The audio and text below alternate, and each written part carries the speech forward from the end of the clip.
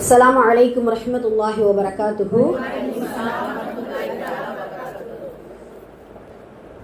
إن الحمد لله رب العالمين نحمده ونصلي على رسوله الكريم إلى يوم الدين أما بعد. எல்லா புகழும் இறைவனுக்கே. அல்லாஹ்வுடைய அன்பும் அருளும் பெருமானார் ரசூலை கரீம் ஸல்லல்லாஹு அலைஹி வஸல்லம் அவர்கள் மீதும் நம் அனைவரின் மீதும் என்றென்றும் நின்று நிலவட்டுமாக. ஆமீன். அல்லாஹுடைய கிருபையினால் அவனது அளப்பெரிய நாட்டத்தினால் அல்லாஹுடைய இல்லமான இந்த மதரசாவில் நாம் அனைவரையும் ஒன்று சேர்த்தது போல் அல்லாஹு தஆலா இறையச்சமுடைய ஈமான் கொண்ட மக்களுக்காக தயார் செய்து வைத்துள்ள அந்த சொர்க்கத்தில் குறிப்பாக கண்மணி நாயகம் ஸல்லல்லாஹு அலைஹி வஸல்லம் அவர்களோடும் அவர்களுடைய தோழர்களோடும் பிரவேசிக்கக்கூடிய நன்மக்களாக வல்ல ரஹ்மான் நம் அனைவரையும் ஆக்கி அருள் புரிவானாக. ஆமீன். அல்ஹம்துலில்லாஹ். அல்லாஹுடைய கிருபையினால ஷஅபான் என்கின்ற ஒரு புனிதமான ஒரு சிறப்பிற்குரிய ஒரு பரக்கத்தான ஒரு மாதத்தில் இருக்கிறோம். அல்ஹம்துலில்லாஹ். அல்லாஹும்ம லக்கல் ஹம்து வ லக்கல் ஷுக்ர். அல்ஹம்துலில்லாஹ்.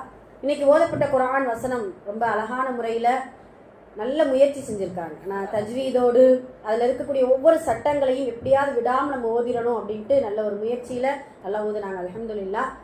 எல்லாருக்குமே அப்படிதான். குர்ஆன் ஓதும் பொழுது ஏதோ நம்ம இந்த குர்ஆனை ஓதி முடிக்க வேண்டும் என்கின்ற நோக்கத்தோடு எப்பொழுதுமே ஓதுவது கூடாது. நன்மை கிடைக்குமே தவிர அதற்கான மாற்றங்கள் அதற்கான அந்த வெகுமதிகள் கிடைப்பது கொஞ்சம் இதாயிடும். அதனால இன்ஷா அல்லாஹ் ஓதும் பொழுது அந்த எழுத்துக்களை சரியான முறையில் நாம் உச்சரிக்கின்றோமா, அந்த தஜ்வீதை நாம் பேணி ஓதுகின்றோமா அப்படின்னு சொல்லிட்டு அதை கவனித்து இன்ஷா அல்லாஹ் ஓதக்கூடியவங்களா இருக்கணும். இன்னைக்கு ஓதப்பட்ட வசனம் சூரா ஹஜ்ஜில 5வது வசனம் நல்ல பெரிய வசனமா இருந்துச்சு. சுப்ஹானல்லாஹ். மனிதனுடைய நுணுக்கமான பரிணாம வளர்ச்சியை அல்லாஹு தஆலா அழகான முறையில் எடுத்து காட்டுவான். ஒரு மனிதனை எப்படி இந்த உலகத்தில் அல்லாஹ் படைத்தான், இந்த உலகத்திற்காக மனிதனை எப்படி அல்லாஹ் படைத்தான் என்கின்ற ஒரு சயின்ஸ் அல்லாஹு தஆலா பேசுகிறான். உட்கார்ந்து ஒரு உடலை ஆராய்ச்சி செஞ்சு இந்த மனிதன் எப்படி உருவானா, எதிலிருந்து உருவானா, இவனுடைய பரிணாம வளர்ச்சின்னா அப்படின்னு சொல்லிட்டு நூற்றாண்டுகளாக ஆராய்ச்சி செய்யக்கூடிய அறிஞர்களுக்கு மத்தியில், அறிவியல் ஆராய்ச்சியாளர்களுக்கு மத்தியில் இந்த ஒரு வசனம் போதுமானது. சுப்ஹானல்லாஹ். ஒரு மனிதனை எப்படி அல்லாஹ் உருவாக்கினான் என்பதற்கு இந்த ஒரு வசனம் போதுமானது. அது மட்டும் இல்லாம குர்ஆன் எல்லா விதத்திலும் பேசும். அரசியல் பேசும், ஆன்மீகத்தை பேசும், அறிவியலை பேசும், விண்ணை குறித்து பேசும், மண்ணை குறித்து பேசும். சுப்ஹானல்லாஹ். தனி மனித வாழ்க்கையை குறித்தும் பேசும், சமுதாய வாழ்க்கையை குறித்தும் பேசும். ஒரு தலைவன் இந்த உலகத்தில் ஒரு கணவராக அல்லது ஆட்சியின் தலைவராக, ஒரு ஊர் தலைவராக, ஒரு ஜமாஅத்திற்கு தலைவர் எப்படியெல்லாம் இருக்க வேண்டும் என்கின்ற எல்லா விஷயத்தையும் இந்த குர்ஆன் நமக்கு பதிலாக கொடுக்கின்றது.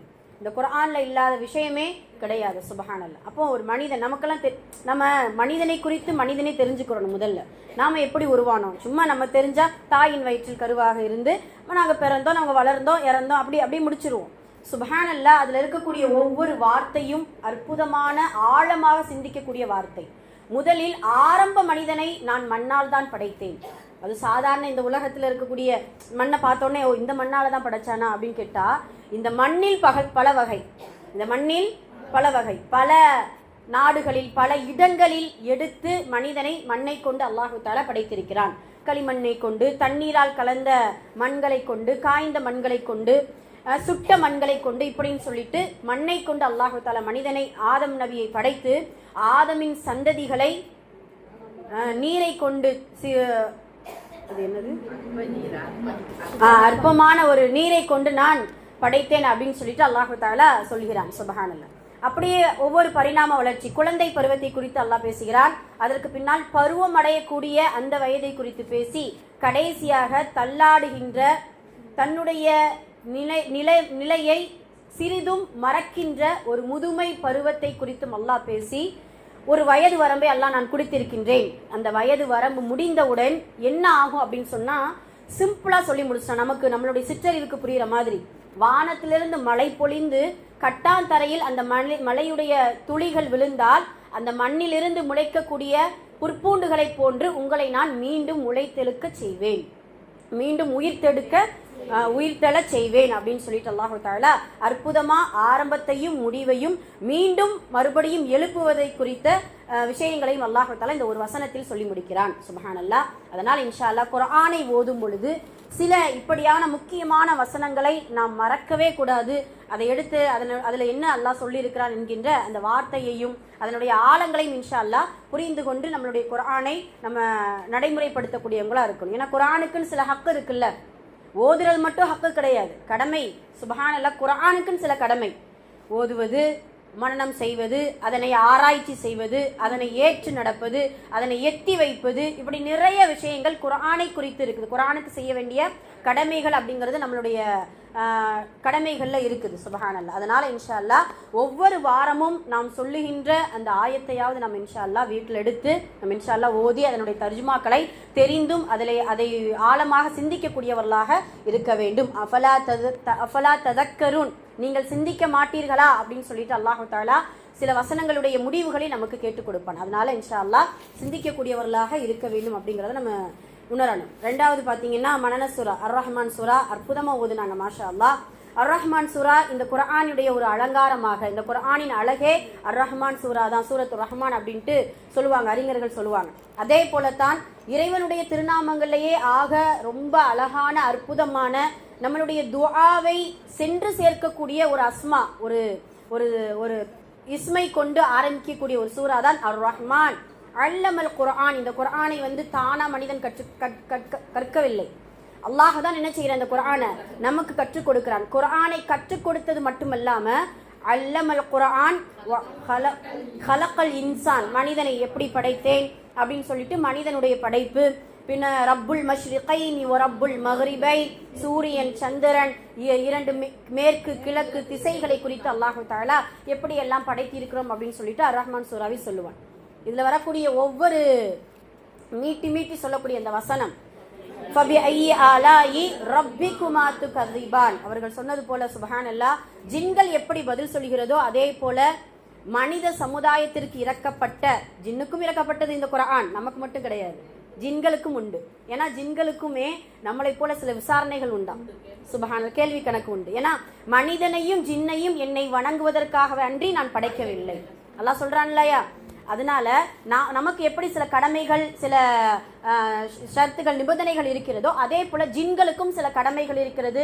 இந்த உலகத்தில் பாவம் செய்தால் அவர்களுக்கு நரகமும் உண்டு, மறுமையில நல்லது செய்தால் சொர்க்கமும் உண்டு. சுப்ஹானல்லாஹ். அப்ப அப்படியான ஜின்கள் குர்ஆனை ஈமான் கொண்டு அந்த குர்ஆனுக்கான பதில்களை சொல்கிறது என்றால், ஜின்களை காட்டிலும் முன்னுரிமை பெற்ற, குர்ஆனுக்கு முன்னுரிமை பெற்ற நாம் இன்ஷா அல்லாஹ் அதற்கான பதிலை சொல்லணும். யா அல்லாஹ், நீ ஒருபோதும் உன்னுடைய உன்னுடைய எந்த அருள் கொடையும் நாங்கள் பொய்யாக்க முடியாது, பொய்யாக்க மாட்டோம். ரஹ்மானே, உன்னுடைய அருள் கொடைகள் அனைத்தும்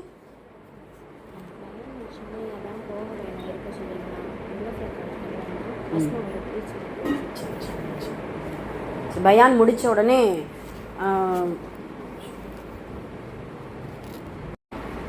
அதனால் இன்ஷா அல்லாஹ் மனித சமுதாயமான நாம் இந்த வசனத்திற்கு நாம் தனிமையில் ஓதும் பொழுது இன்ஷா அல்லாஹ் நம்முடைய உள்ளத்தில் பதில் சொல்லக்கூடியவர்களாக இருக்க வேண்டும் அப்படிங்கறத நம்ம இன்ஷா அல்லாஹ் தெரிந்து கொள்வோம். சுப்ஹானல்லாஹ். இன்னைக்கு அல்லாஹ் தஆலா இந்த ஷஅபானுடைய மாதத்துல இருக்கிறோம். அல்ஹம்துலில்லாஹ். இந்த ஷஅபானுடைய மாதத்துல அமல்கள் எல்லாம் செஞ்சு கொண்டு இருக்கிறோம். குர்ஆன் ஓதுறோம், முடிந்த அளவு நம்ம நோன்புகள் நோட்கிறோம், நிறைய விஷயங்கள் செஞ்சுட்டு இருக்கிறோம். இன்னும் ஒரு அமல்ல இன்னும் கொஞ்சம் கவனம் எடுத்துக்கிறோம். எந்த அமல் அப்படிங்கிறத இன்ஷா அல்லாஹ் நம்ம இன்னைக்கு தெரிந்து கொண்டு அந்த அமலை குறித்து சில விஷயங்களை நம்ம பார்க்க போறோம். ஷஅபானில் ஜகாத் சதக்காவில் கவனம் செலுத்துங்கள். ஷஅபான் மாதத்தில் ஜகாத் சதக்காவில் கவனம் செலுத்துங்கள். சுப்ஹானல்லாஹ். ஏன் ஷஅபான் மாதத்திற்கும் ஜகாத் சதக்காவிற்கும் என்ன சம்பந்தம் அப்படின்னு சொன்னா, நம்மளுடைய முன்னோர்கள், நம்மளுடைய மூதாதையர்கள், இறை நேசர்கள், அவுலியாக்கள், சில மார்க்க அறிஞர்கள் இந்த ஷஅபான் மாதம் வந்து விட்டாலே ஜக்காத் பொருட்களை கணக்கிட்டு கொள்வார்களாம். அவங்களுடைய ஜக்காத் கடமையாயிடுச்சு அப்படின்னா இப்பயே கணக்கு பண்ணி இது பண்ணி நிசாபு அதனுடைய அளவுகளை எல்லாம் தேர்ந்தெடுத்து நல்ல முறையில் இப்பொழுதிலிருந்தே ஆரம்பிச்சு விடுவார்களாம். சுப்ஹானல்லாஹ். நம்ம நினைக்கிறோம் நம்மளுடைய பாயிண்ட் ஆஃப்ல என்ன அப்படின்னா, ரமலான் மாதம் வந்தாதான் நம்ம ஜக்காத் கொடுக்கணும் அப்படிங்கிற அந்த மனதில் தான் இருக்கிறோம். அப்படி கிடையவே கிடையாது. ஜக்காத்துடைய சட்டத்தை பொறுத்தளவு ஒன்றே ஒன்று யோசிக்கணும். ஜக்காத்துடைய அந்த வருடம், ஒரு வருடம் பூர்த்தி ஆயிடுச்சு அப்படின்னா ஜக்காத்தை சீக்கிரமா கொடுக்கலாமே தவிர அதை ரொம்ப பிற்படுத்துவது கூடாது. முற்படுத்தலாம். ஒரு மாசம் முன்ன பின்ன ஷஅபான்ல கொடுக்கலாமா, தாராளமா கொடுக்கலாம். ரஜப்ல கொடுக்கலாமா, ரொம்ப தாராளமா கொடுக்கலாம். ரமலான் வரட்டும் அப்படின்னு சொல்லிட்டு எப்பொழுதுமே இந்த ஜக்காத் மட்டும் கிடையாது, ஃபர்லான எந்த அமலையும் பிற்படுத்துவது கூடாது.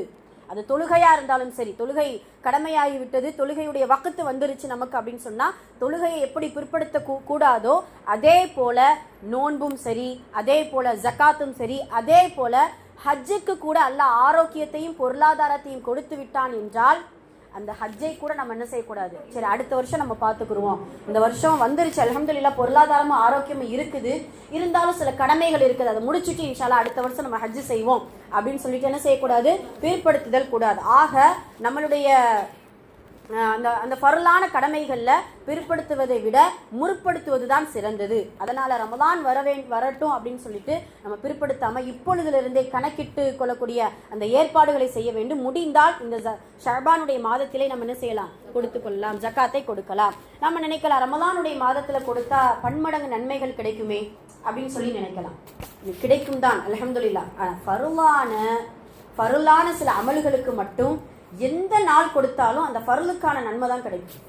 நீங்க ரமலான் மாதத்துல ஜக்காத் பொருளை நம்ம கொடுக்குறோம்னு நினைச்சுக்கோங்களேன், 100 ரூபாய் கொடுத்தா பன்மடங்கு நன்மை நமக்கு அல்லாஹு தாலா கொடுப்பா அப்படின்னு நம்ம நினைச்சு கொண்டு இருக்கிறோம்.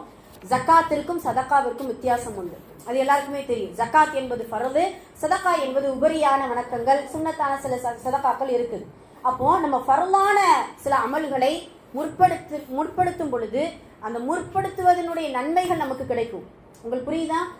அந்த நேரத்தில் ரமலானுடைய நேரத்தில் கொடுக்கணும், அந்த ரமலானுடைய நேரத்தில் கொடுத்தா நிறைய நன்மை கிடைக்கணும் எதிர்பார்த்து கொடுக்குறோம். அல்ஹம்துலில்லாஹ் அந்த நியத்தை அல்லாஹு தஆலா கபூல் செஞ்சு கொள்வான். இருந்தாலும் அந்த ஃபர்லான அந்த கடமையை சில நேரம் முற்படுத்தி சீக்கிரமா கொடுக்கும் பொழுது முற்படுத்துவதற்கான நன்மையும் அல்லாஹு தஆலா சேர்த்து கொடுத்து விடுவான் இன்ஷா அல்லாஹ். அதனால ஜக்காத்தை நல்ல முறையில் கணக்கிட்டு உங்களுடைய பொருளாதாரம் எந்த அளவுக்கு இருக்குது, அது மட்டும் இல்லாமல் நம்மளுடைய ஜக்காத்துடைய சட்டத்தில் தங்கம் வெள்ளிக்கு மட்டும்தான் ஜக்காத் உண்டுன்ட்டு நாம் நினைச்சு கொண்டு இருக்கிறோம். அப்படி கிடையாது.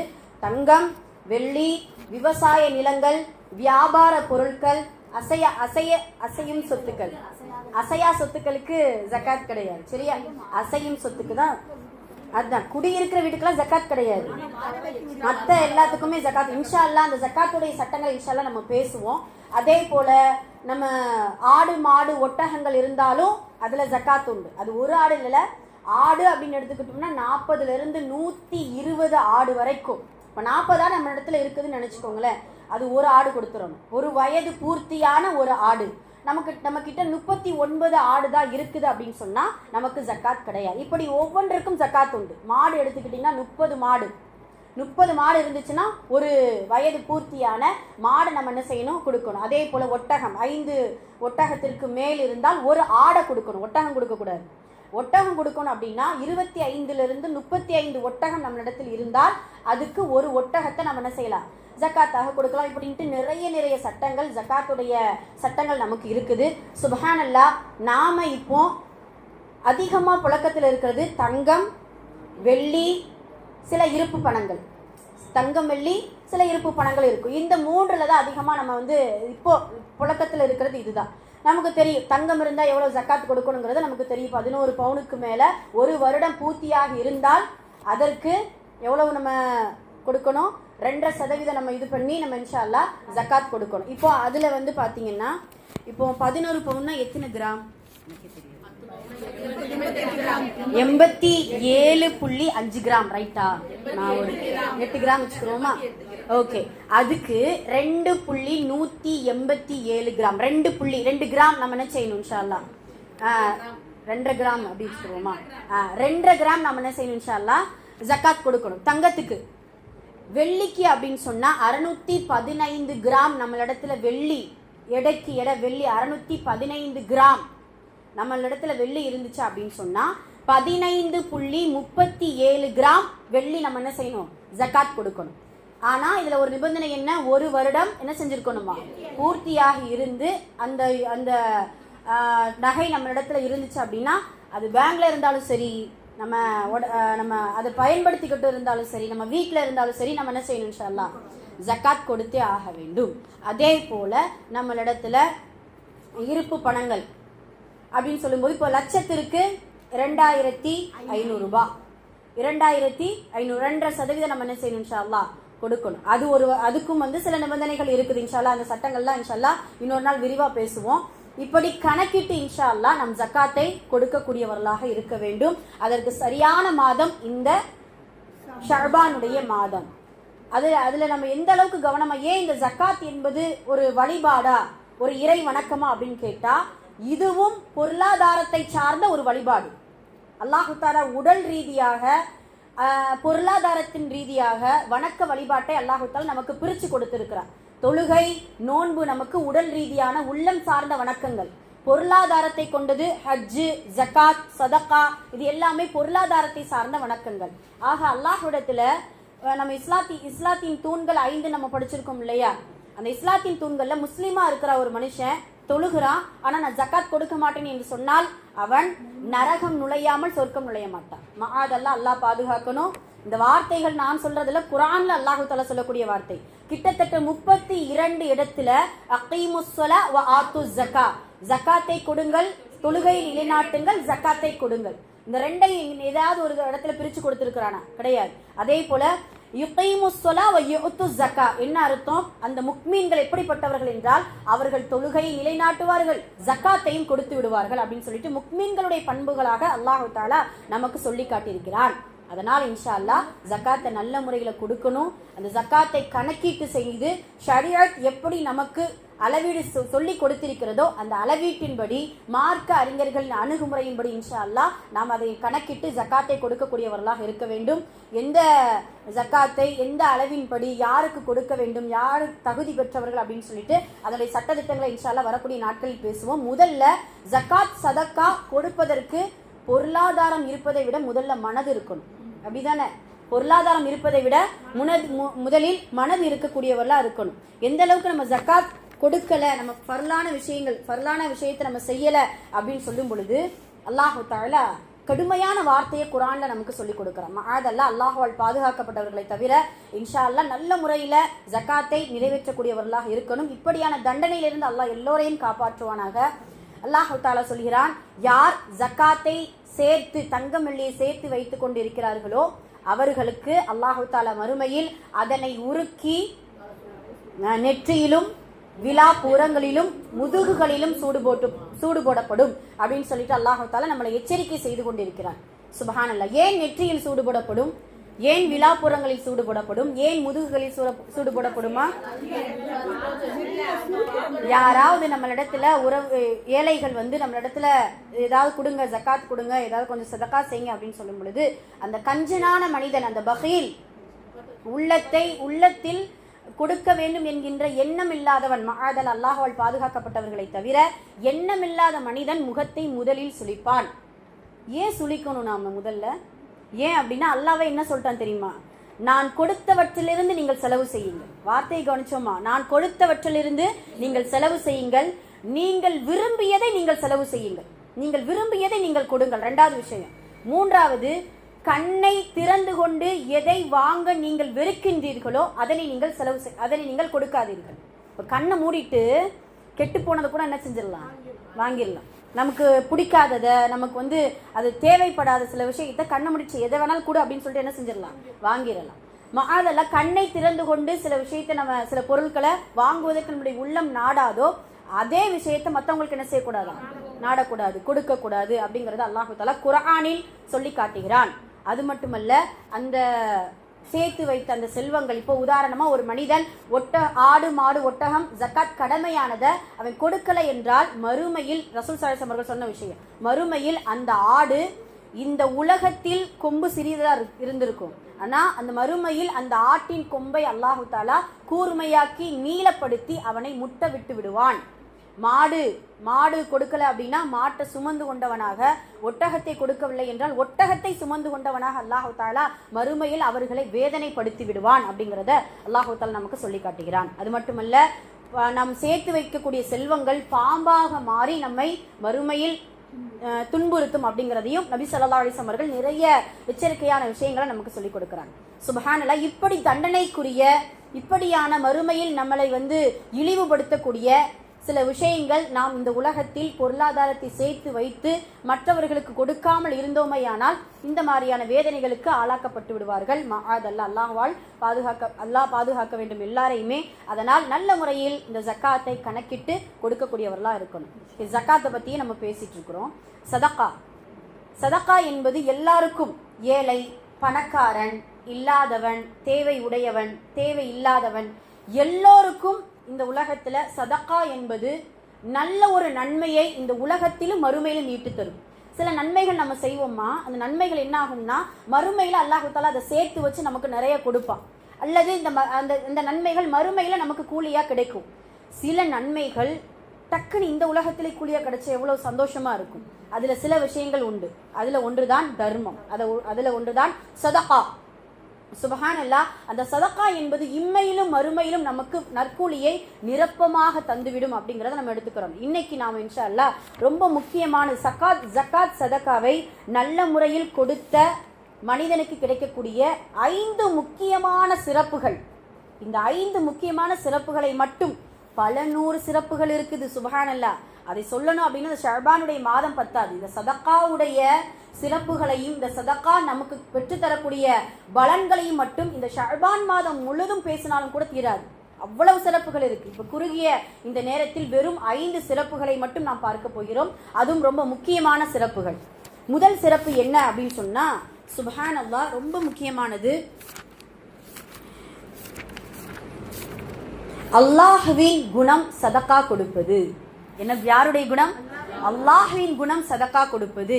சுப்ஹானல்லாஹ். இறைவன் வழிபாடு செய்பவனா? இல்ல, அஸ்தக்ஃபிருல்லாஹ். இறைவன் வணங்குபவனா? யாரு?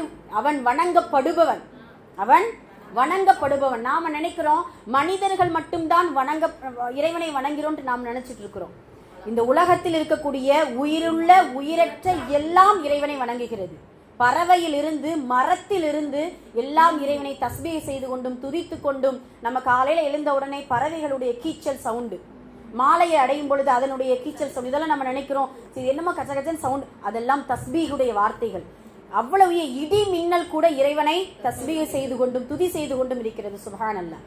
அப்படிப்பட்ட இறைவன் வணங்க மாட்டான், வணங்கப்படக்கூடிய ஒரு ஒரே இறைவனாக இருக்கிறான். அவனுடைய சிஃபத்துல கூட அந்த சிஃபத்து கிடையாது. வணங்குபவன் என்கின்ற சிஃபத்து கிடையாது. ஆனால் இந்த சிஃபத்து உண்டு. யா ரஸாக், அள்ளி வழங்குபவனே. யா வஹாப், கொடை மிக்கவனே. யா முகனி, சீமானாக்குபவனே. யா கனி. சுப்ஹானல்லாஹ். இப்படி இவ்வளவு சிஃபத்துகளை கொண்ட ரப்புல் ஆலமீனுடைய குணம்தான் இந்த சதகா. அந்த சதகா என்கின்ற குணத்தை இன்ஷா அல்லாஹ் மனிதனுக்கும் அல்லாஹு தஆலா கொடுத்திருக்கிறான். அதனால தான் மறுமையில் அல்லாஹு தஆலா, நான் தண்ணீர் கேட்டு வந்தேனே, நான் உணவு கேட்டு வந்தேனே, எனக்கு நீ உணவு கொடுத்தாயா, நீ எனக்கு தண்ணீர் கொடுத்தாயா என்று சொல்லி ஏழைகளுக்கு கொடுக்கக்கூடிய அந்த நேரத்தில் இறைவனை பெற்றுவிடலாம் என்று சொல்லி அல்லாஹு தஆலா நமக்கு மறுமையில அப்படியான சதகாவை அறிமுகப்படுத்துவான். சுப்ஹானல்லாஹ். இப்படி அல்லாஹுடைய குணமாக அந்த சதகா இருக்கிறது அப்படிங்கறத நம்ம முதல்ல சிந்திச்சு பார்க்கணும். அது மட்டுமல்ல, அல்லாஹு தஆலா அந்த குணம் எப்படி அல்லாஹுடைய குணம்ட்டு நம்ம தெரிஞ்சுக்கலாம் அப்படின்னு சொன்னா, இந்த உலகத்துல எல்லாருக்கும் உணவளிப்பவன் இறைவன் தான். அவனை மறுப்பவர்களுக்கும் அல்லாஹ் உணவளிக்கிறான். இப்ராஹிம் அலைஹிஸ்ஸலாம் அவர்கள் சொல்லுவாங்களே, அபுல் தொயீஸ், அவங்க பாத்தீங்கன்னா விருந்தாளிகளின் தந்தை இப்ராஹிம் அலைஹிஸ்ஸலாம். ரொம்ப பிரபலமான ஒரு வரலாறு நமக்கு எல்லாரும் தெரியும்.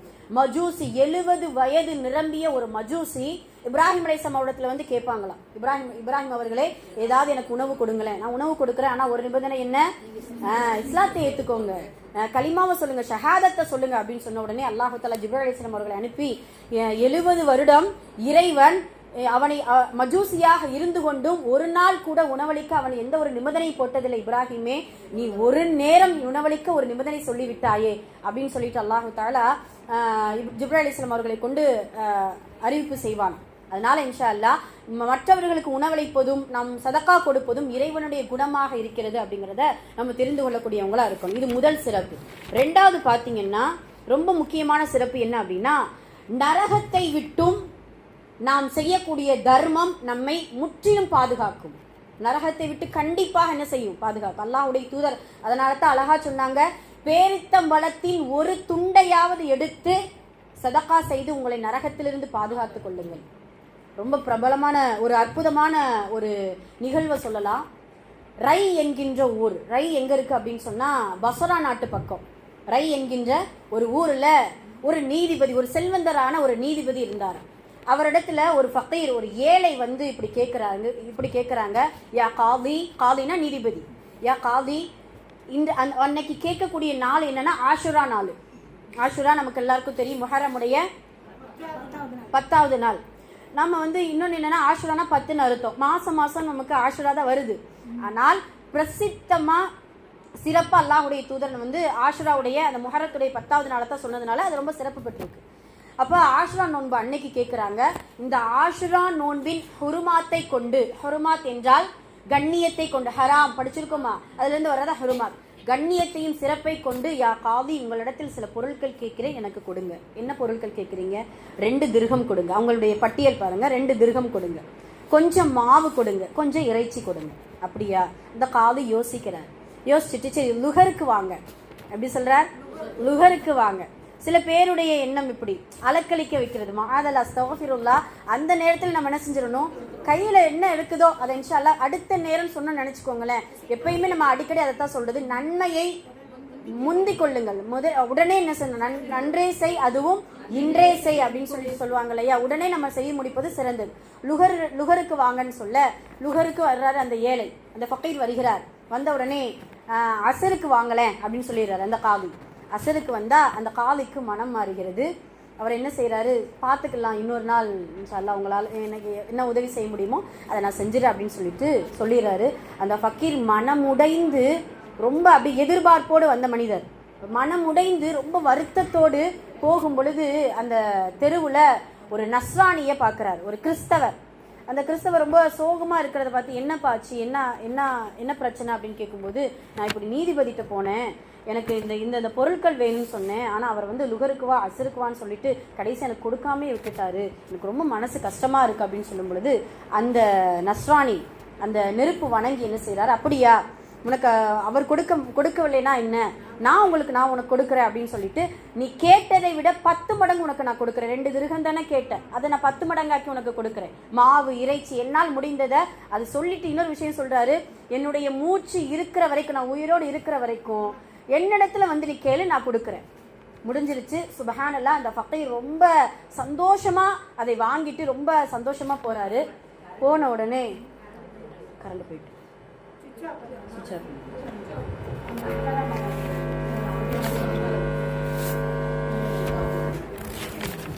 சரி. போன உடனே என்ன ஆச்சு அப்படின்னா, அந்த காதி, அந்த நீதிபதி வந்து தூங்குறாரு. இரவு நேரத்தில் தூங்கும் பொழுது ஒரு கனவு. அந்த கனவுல பார்த்தீங்கன்னா தங்கமும் வெள்ளியும் முலாம் பூசப்பட்ட ஒரு மாளிகை ஒன்று. சிவப்பு, அது என்ன கல், மரகதக்கல். சூப்பர், ஜஸாக்கல்லாஹ். சிவப்பு மரகத கல்லை கொண்ட ஒரு மாளிகை. இதை பார்த்த அந்த காதிக்கு ரொம்ப பிரமிப்பா இருக்கு. சுப்ஹானல்லாஹ், இவ்வளவு அழகான மாளிகையா? அப்ப அவர் அந்த கனவுல, இது யாருக்கு இந்த மாளிகை அப்படின்னு கேட்கும் பொழுது, அந்த கனவில் ஒரு அசரீரி சொல்லப்படுகிறது, இது அந்த நஸ்ரானிக்கு, உங்களுக்கு உரியதுதான், ஆனால் அந்த நஸ்ரானிக்கு என்ன செஞ்சிருச்சு, போயிடுச்சு. ஆனா இவருக்கு வந்து அந்த நஸ்ரானி உதவி செஞ்சது தெரியாது. அது நம்ம இன்னும் சொன்னோமா, கவனிச்சுட்டு இருக்கீங்களா, தெரியாது. அப்போ இந்த காதி என்ன செய்யறார், இந்த நீதிபதி என்ன செய்கிறார் பார்த்தீங்கன்னா, அந்த நஸ்ரான் இடத்துல போறார். போகும் பொழுது, நீ என்னப்பா அமல் செஞ்சப்பா, இப்போ என்னுடைய கனவுல இப்படி 2 சொர்க்கத்தை காமிச்சு உனக்குன்ட்டு எனக்கு வந்து ஒரு அசரீரி சொல்லப்படுது அப்படின்னு சொன்ன உடனே, என்னிடத்துல ஒரு ஃபக்கீர் வந்தாரு. எனக்கு வந்து இந்த ஒரு அளவு சொன்னார், 2 திர்ஹம் கொடுங்க, கொஞ்சம் மாவு கொடுங்க, இறைச்சி கொடுங்க. அவங்களுக்கு நான் 10 மடங்கா நான் என்ன செஞ்சேன், கொடுத்துட்டேன் அப்படின்னு சொல்லும் பொழுது, இந்த நஸ்ரானி சொன்ன உடனே, ஆகா, நம்மள்கிட்ட வந்தவர் தான் அவர்கிட்ட வந்திருக்கார், நாம கொடுத்திருந்தா அந்த சொர்க்கத்தை, அந்த மாளிகையை நம்ம பெற்றிருப்போமே அப்படின்னு சொல்லிட்டு ரொம்ப வருத்தப்படுறாரு. அந்த கேட்ட அந்த நஸ்ரானி என்ன செய்கிறார் அப்படின்னா, அப்ப எனக்கு அந்த மாளிகை இறைவன் தயார் செஞ்சு வச்சிருக்கானா, எனக்கு அந்த வெகுமதியா, உடனே நான் என்ன செய்யறேன், ஷஹாதத் கலிமா சொல்லி நான் இஸ்லாத்தை எடுத்துக்கிறேன் அப்படின்னு சொல்லி, நரகத்திற்கு போன மனிதனை சுபஹானல்லாஹ், அல்லாஹ் தஆலா நேர்வழியை கொடுத்து ஒரு நஸ்ரானியாக மரணிக்கக்கூடிய அந்த அப்படி இந்த விஷயம் மட்டும் நடக்கலன்னு நினைச்சுக்கோங்களேன், அவன் நஸ்ரானியாத்தான் என்ன செஞ்சிருப்பான், மரணிச்சிருப்பான். அப்போ சதக்காவின் மூலம் நரகத்திலிருந்து நம்ம இன்ஷா அல்லாஹ் பாதுகாப்பு பெற்று விடலாம் அப்படின்னு சொல்லி இந்த வரலாறு நமக்கு சொல்லக்கூடிய பாடம். சுப்ஹானல்லாஹ். நிறைய நிறைய தீனார்களை கொடுக்க வேண்டாம், சில துண்டுகளை, சில பேரித்தம்பள துண்டை கொடுத்து நம்ம இன்ஷா அல்லாஹ் சதக்காவை நல்ல இஹ்லாஸோடு உல தூய்மையோடு செய்து நம்ம இன்ஷா அல்லாஹ் நரகத்திலிருந்து பாதுகாத்து கொள்ள வேண்டும் அப்படிங்கிறத நம்ம தெரிந்து கொள்ள வேண்டும். அது இதுதான் இரண்டாவது சிறப்பாக இருக்குது. மூன்றாவது சிறப்பு என்ன அப்படின்னு சொன்னா, இந்த சதக்கா என்பது பாவிகளை கூட, இந்த சதக்கா என்பது நாம் கொடுக்கக்கூடிய சதக்கா பாவிகளை கூட நல்லவர்களாக மாற்றிவிடும்.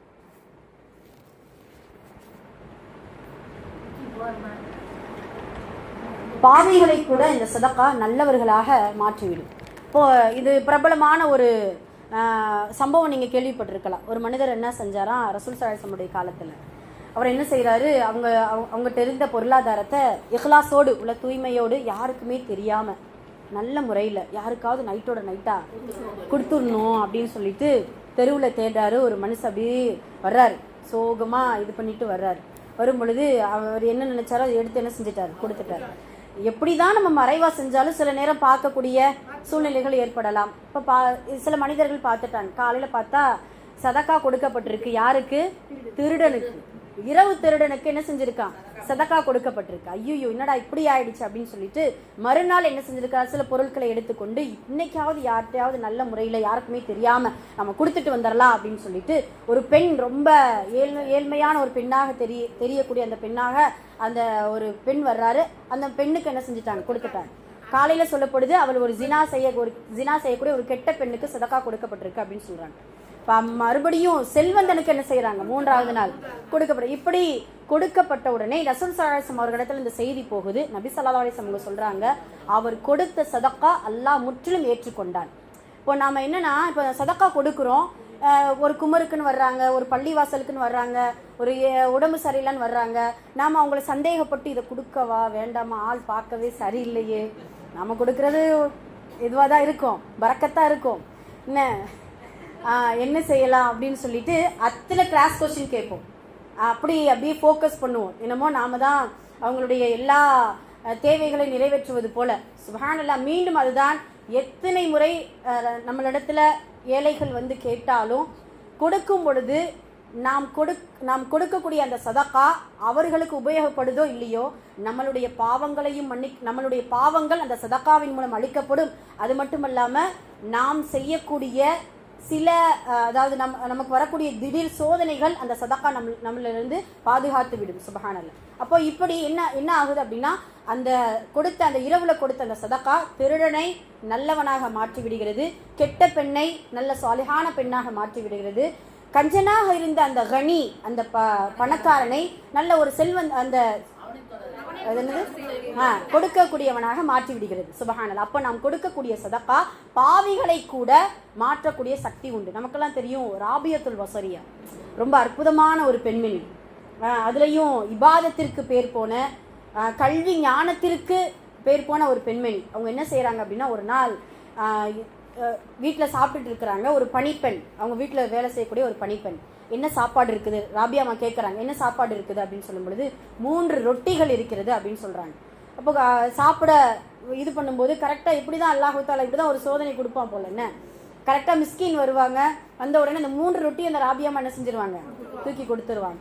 கொடுத்த உடனே இந்த பணிப்பெண், என்ன நமக்கு அந்த அந்த தவக்குள் வந்து இப்படியான இறை நேசர்களுக்கு தான் வரும். நாமெல்லாம் என்ன செய்வோம்னா, நமக்கு போக தான், அது என்ன ஒரு பழமொழி சொல்லுவாங்களே, தனக்கு போக தான் தான தர்மம் அப்படின்னு சொல்லுவாங்க. ஆனா இறை நேசர்களை பொறுத்த வரைக்கும் தவக்குள் என்பது தன் மேல வச்சுக்கிற மாட்டாங்க, தன்னுடைய பொருளாதாரத்தின் மேல வச்சுக்க மாட்டாங்க. அது வந்து இறைவன் மேல வைக்கக்கூடிய ஒரு இது. அப்போ கொஞ்சம் நேரம் ஆகுது. அந்த பசரா நாட்டை சார்ந்த அந்த ராபியத்துல் பஸரியாமாவுடைய தோழி, நல்ல ஒரு வசதியான ஒரு பெண், கிட்டத்தட்ட ரொட்டிகள் கொடுத்து விட்றாங்கம்மா. ஒரு பெரிய இதில் அவங்களுடைய பணிப்பெண் இடத்துல ரொட்டிகள் கொடுத்து விட்றாங்க. வந்து அந்த பணிப்பெண் என்ன செய்கிறாங்க, உங்களுடைய தோழி கொடுத்து விட்டாங்க அப்படின்னு சொல்லிட்டு இது கொடுக்குறாங்க. எத்தனை ரொட்டி இருக்குது? 27 ரொட்டி இருக்குது. எத்தனை ரொட்டியா? 27 ரொட்டி. எனக்கு வேண்டாம், எடுத்துகிட்டு போமா. ஏன் இல்லை, எனக்கு இது என்ன, எனக்கு சேர்ற வேண்டியது இது இல்லை, நீ எடுத்துகிட்டு போ. அப்படியா, ஏன் இப்படி எப்படி சொல்றீங்க? எனக்கு வர்றது 30 ரொட்டி வரணும், எனக்கு வர்றது 30 ரொட்டி வரணும். அப்ப அந்த பணிப்பெண் என்ன செய்யறாங்க, மன்னிச்சுக்கோங்க ராபியா அம்மா, 3 ரொட்டியை நானே செஞ்சுட்டேன், இல்ல வச்சிருக்குது, திருடி வச்சிருக்குது, இந்தாங்க 3 ரொட்டியை இந்தாங்க அப்படின்னு சொல்லிட்டு கொடுத்துட்றாங்க. கொடுத்துட்டல கிளம்பு அப்படின்னு சொல்லிட்டு ராபியா அம்மா என்ன செய்யறாங்க, இது பண்ற. இதை பார்த்து நம்ம வீட்டு ராபியா அம்மாவுடைய பணிப்பெண் என்ன செய்யறாங்க, கேட்கறாங்க, அது எப்படி 30 ரொட்டின்னு கரெக்டா கண்டுபிடிச்சிங்க அப்படின்னு சொல்லும்போது சுப்ஹானல்லாஹ் அழகான ஒரு குர்ஆன் வசனம் சொல்றாங்க பாருங்களேன். மன் ஜாஅ பில் ஹஸனதி ஃபலஹு அஷர அம்சாலிஹா. மன் ஜாஅ பில் ஹஸனா, ஒரு நன்மையை யார் செய்கிறார்களோ, செய்ய முற்பட்டு வருகிறார்களோ, ஃபலஹு அவர்களுக்கு அஷர் அம்சாலிஹா, அதை போன்று 10 மடங்கு அல்லாஹு தஆலா நன்மையை கொடுத்து விடுவான், அதற்கான வெகுமதியை ஹசனாத்துகளை கொடுத்து விடுவான் அப்படின்னு சொல்லிட்டு இந்த வசனத்தை அந்த பணிப்பெண்ணிடத்துல ராபியத்துல் பஸரியாமா ஓதி காமிக்கிறாங்க. அப்போ கொடுத்தது 3 ரொட்டி, அந்த ரப்புல் ஆலமீன் மீது தவக்குல் வச்சிருந்தேன், 3க்கு எத்தனை கொடுக்கணும், அது எப்படி 27 கொடுப்பான், என் ரப்புடைய கணக்கு கரெக்டா இருக்குமே அப்படின்னு சொல்லிட்டு ராபியத்துல் பஸரியாமா சொல்றாங்க. சுப்ஹானல்லாஹ். இப்படி அல்லாஹு தஆலா இது மட்டும் 10 மடங்குன்னு இல்லை, சில குர்ஆன் வசனத்துல பாத்தீங்கன்னா பன்மடங்காக்கி கொடுக்கிறேன், கணக்கின்றி கொடுக்கிறேன், 70 மடங்காக்கி கொடுக்கிறேன் அப்படின்னு சொல்லிட்டு அல்லாஹு தஆலா சதகாவுடைய நன்மைகளை நமக்கு அதிகப்படுத்தி கொண்டே இருக்கிறான். சுப்ஹானல்லாஹ். இது எதற்காக நம்ம சொல்ல வந்தோம் அப்படின்னு சொல்லும்போது, பாவிகளை கூட நல்லவர்களாக மாற்றிவிடும், அது போல தர்மம் என்பது பன்மடங்காக பெருக்கி தந்துவிடும். அதுக்காகத்தான் இந்த உதாரணத்தை நம்ம சொன்னோம். இது 4வது சிறப்பு. 4வது என்னது, தர்மம் என்கின்ற அந்த சதகா நம்மளுடைய பொருளாதாரத்தை, நமக்கு வரக்கூடிய நன்மைகளை, நமக்கு வரக்கூடிய வெகுமதிகளை அல்லாஹு தஆலா இம்மையிலும் சரி மறுமையிலும் சரி பன்மடங்காக ஆக்கி கொடுப்பான் அப்படிங்கிறத நம்ம இன்ஷா அல்லாஹ் சிந்தனை செய்ய வேண்டும். ஆக இந்த 4 சிறப்புகள், எத்தனை சிறப்புகள் சொன்னோம், 4 சிறப்புகள் சதகாவுடைய சிறப்புகளா இருக்கு. 5வது சிறப்புகள் என்ன அப்படின்னு சொன்னா, சுப்ஹானல்லாஹ், அந்த சதகா என்பது அடிக்கடி வரக்கூடிய திடீர் சோதனை, மீண்டும் அதைத்தான் சொல்லுவோம், திடீர் சோதனை, திடீர் மரணம், வீணான காரியங்களுக்கு செலவிடப்படக்கூடிய அந்த விஷயத்திலிருந்து அல்லாஹு தஆலா, அது முக்கியமா குறிப்பா இந்த காலத்துல அதிகமா செலவாகிறது 2 விஷயத்துக்கு தான். ஒன்று கல்வி, 2வது மருத்துவம். அந்த கல்விக்கு செலவு பண்றது கூட நமக்கு மனசு வந்துருமா, அந்த மருத்துவமனைக்கு லட்சமா. சுப்ஹானல்லாஹ். அதுலயும் பாத்தீங்கன்னா அப்படியே என்ன சொல்றது, அந்த பெரியவங்களா சொல்லுவாங்க, இந்த அப்போலோவுக்கு, இந்த மீனாட்சி மிஷன் ஆஸ்பத்திரிலாம் போகணும்னா குட்டி சாக்கில் கட்டிட்டு போகணும். ஆமா, மூட்டையில் என்ன செஞ்சிருக்கணும், கொண்டுட்டு போகணும். சுப்ஹானல்லாஹ். அல்லாஹ் பாதுகாக்கணும். உண்மையாகவே அந்த மருத்துவமனை காசை கூட கொடுத்துடலாம், கொடுத்தா அல்லாஹ் தஆலா அவரிடத்துல எப்படியாவது பரக்கத்தை கொடுன்னு வாங்கி சேமிச்சு வச்சிடலாம். ஆனா அதுல அந்த மருத்துவமனையில படக்கூடிய அந்த வேதனை இருக்குது பாருங்க, அல்லாஹ் தான் பாதுகாக்கணும்.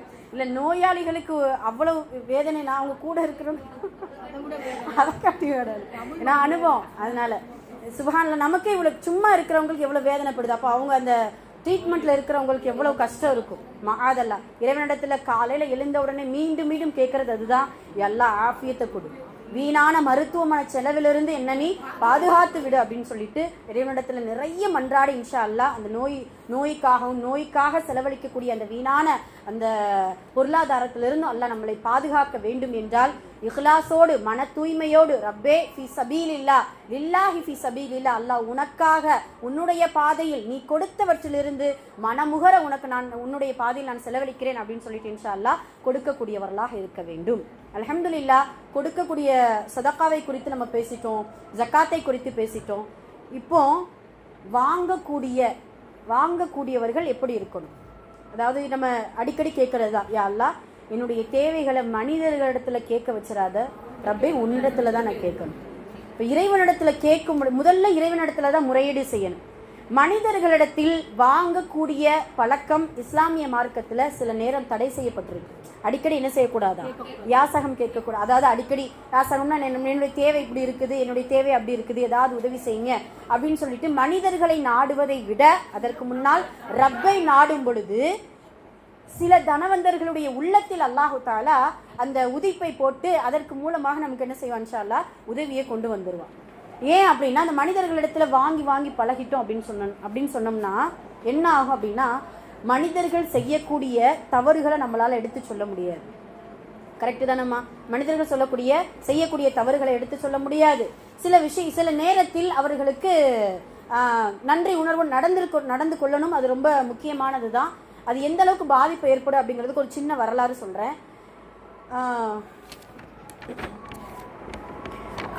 அந்த மனிதனுடைய பேர் இருந்துச்சு.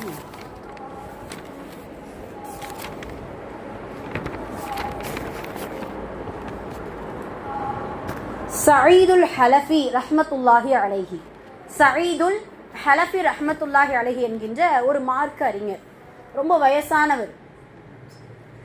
வயசான ஒரு மனிதர். அவர் என்ன செய்வாரா, மஸ்ஜிதில் பாடம் நடத்தக்கூடிய ஒரு பேராசிரியர். இப்போ மஸ்ஜிதில் உட்காந்து பாடம் நடத்திட்டு வயசின் காரணமாக கால் வலி அவருக்கு, நமக்கு எல்லாருக்கும் வர்ற மாதிரி தானே, காலை நீட்டி உட்கார்ந்துட்டு இருக்கிறாரு.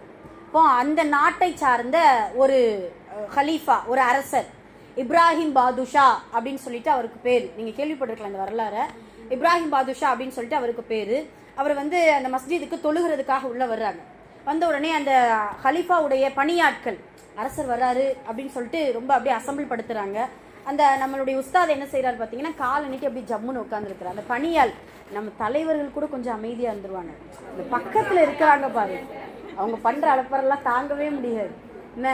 ஆமாம், அரசர் வராரு, காலை மடக்குங்க அப்படின்னு சொல்லும்போது, என் காலில் நோவு, மடக்க முடிஞ்சா நான் மடக்க மாட்டேனா, என்னால் மடக்க முடியாது அப்படின்னு சொல்லிட்டு என்ன செய்கிறாரு, இப்போ உட்காந்துருக்கிறார். எதுக்கு அரசர் வராரு, தொழுக வர்றாரு, தொழுதுட்டு போட்டோம், ஏன் நீ இந்த டிஸ்டர்ப் பண்ணுறீங்க அப்படின்னு சொல்லிட்டு என்ன செய்கிறாங்க, உட்காந்துருக்கிறார். அரசர் வர்றாரு, தொழுகிறாரு, பார்க்குறாரு ஆளை, என்னடா இது நம்ம அரசர் வந்திருக்கோம், ஒரு மரியாதை இல்லாமல் இப்படி உட்காந்துருக்கிறாரு அப்படின்னு சொல்லிட்டு கவனிக்கிறாரு.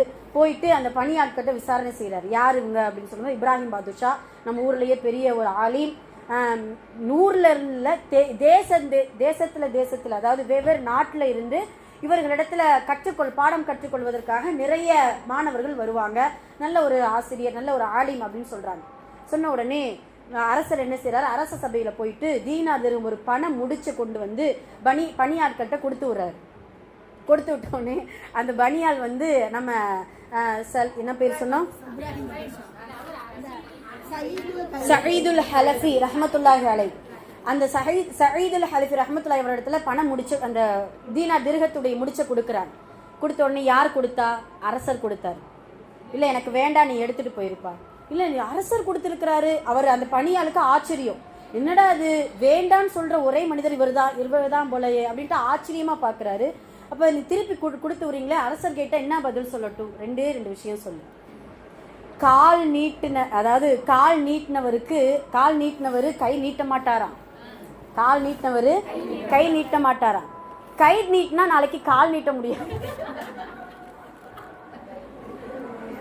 கை நீட்டினவர் நாளைக்கு என்ன செய்ய முடியாது, கால் நீட்ட முடியாது. அதனால நான் கால் நீட்டியே இருக்கிறேன், என்னால கை நீட்ட முடியாது அப்படின்னு சொல்லிட்டு என்ன செஞ்சுட்டாரு, சொல்லி இதை மட்டும் உங்க அரசர்கிட்ட சொல்லி புரிஞ்சுக்குருவாரு அப்படின்னு சொல்லி விட்டுட்டாரு.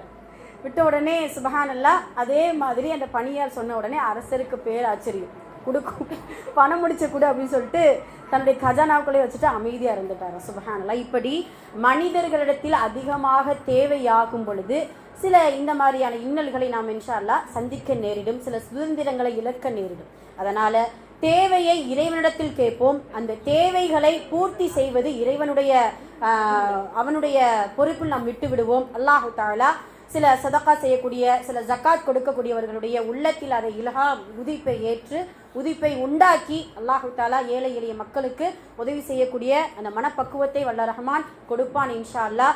ஜக்காத் கடமையானவர்கள் ஜக்காத்தை நல்ல முறையில் நிறைவேற்றி விடுவோம் இன்ஷா அல்லாஹ். சதகா கொடுப்பவர்கள் எல்லோரும், தனக்கு கீழ் ஒரு மனிதன் இந்த உலகத்தில் இன்னும் வாழ்ந்து கொண்டுதான் இருக்கிறான்.